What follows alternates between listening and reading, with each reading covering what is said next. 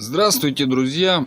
Я начинаю на своем канале серию видео про мобильную игру под названием Walking War Robots, где я буду от выпуска к выпуску рассказывать об игре, о тактике ведения боя и еще много о чем интересном.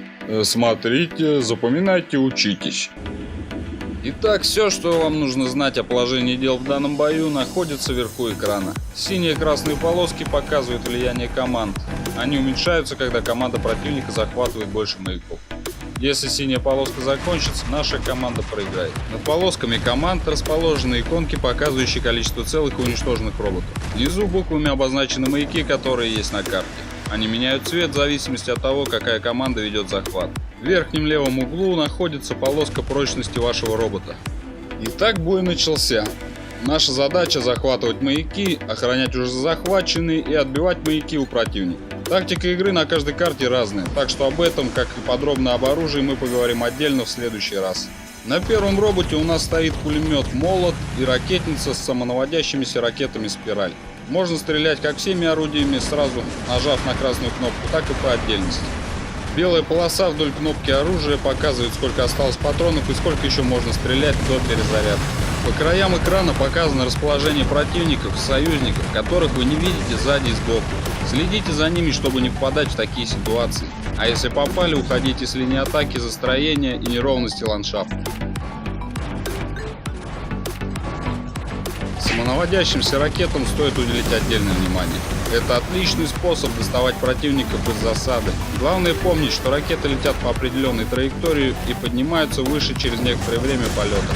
Так что не стоит выпускать их стоя вплотную к стене, а лучше отойти. Также не стоит забывать, с какой стороны у вас подвешено оружие, с которого вы собираетесь стрелять, чтобы не расстреливать стены понапрасну. Можете без ущерба для здоровья накидывать по противникам из-за укрытия, высунув только оружие с одной стороны. Еще один совет: отстрелялись, спрячьтесь за укрытие на время перезарядки.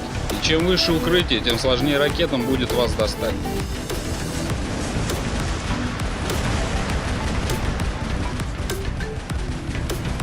Забраться на крутые подъемы получится только с помощью прыжка.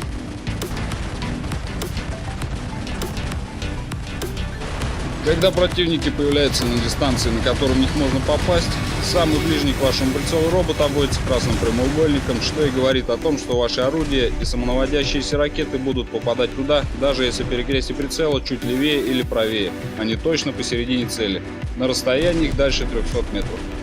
Когда же до противника меньше, чем 300 метров, прицеливаться нужно точнее, так как орудия уже не будут сами доворачиваться до цели, как это было на больших дистанциях. Ну и главное, постоянно передвигаться из стороны в сторону, особенно когда противник находится на близкой дистанции. Так ему будет сложнее по вам попасть, и половина урона пролетит мимо. Захват маяка осуществляется, когда вы находитесь рядом с ним, и это занимает некоторое время. Быстро, когда он свободен, и дольше, когда он захвачен противниками. Если рядом с маяком несколько союзников, захват идет быстрее.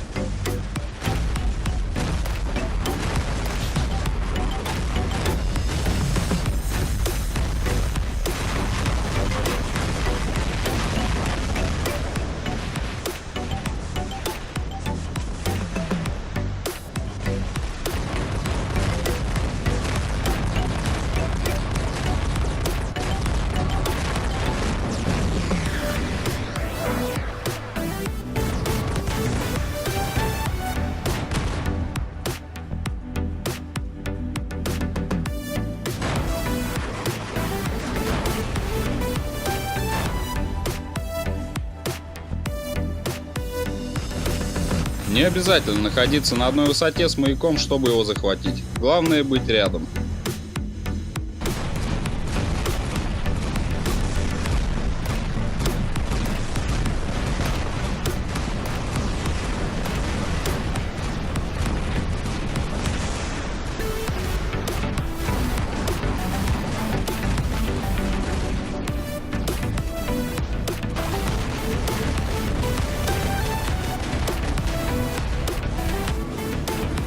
Захваченный другой командой маяк не будет браться, пока рядом с ним находятся противники.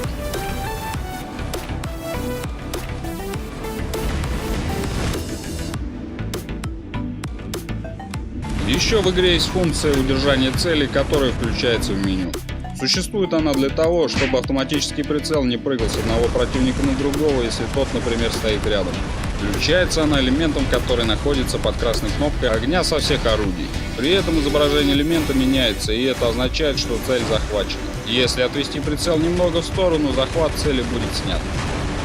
Это очень полезная функция, так что всегда рекомендую включать удержание цели после того, как вы прицелитесь на определенного противника, чтобы в самый нужный момент прицел не соскочил на другого, пробегающего рядом с вашей мишенью робота.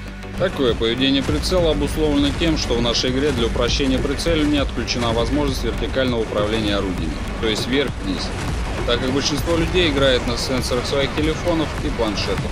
Это отличное решение, которое позволяет быстро переключаться между целями, не отвлекаясь от игрового процесса, правда влекущее за собой необходимость дополнительного использования кнопки захвата цели. Вы все сделали правильно, и вот она, ваша первая победа.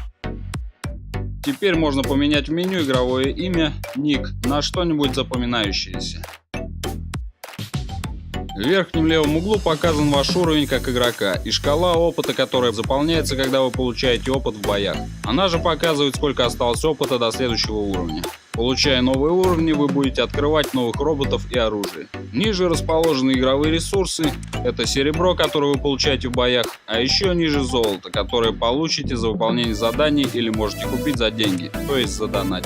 В ангаре у вас может быть несколько роботов, на которых вы можете одновременно выйти в бой. Чем больше роботов вы сможете использовать в одном бою, тем больше шансов у вашей команды на победу. Ведь когда у противников закончатся роботы, на которых они могут продолжить бой, они останутся в меньшинстве. На этом первый выпуск заканчивается. Смотрите продолжение. Там, я думаю, мы поговорим уже о тактике ведения боя на разных картах, об орудии поподробнее, о роботах, которых нужно качать в первую очередь.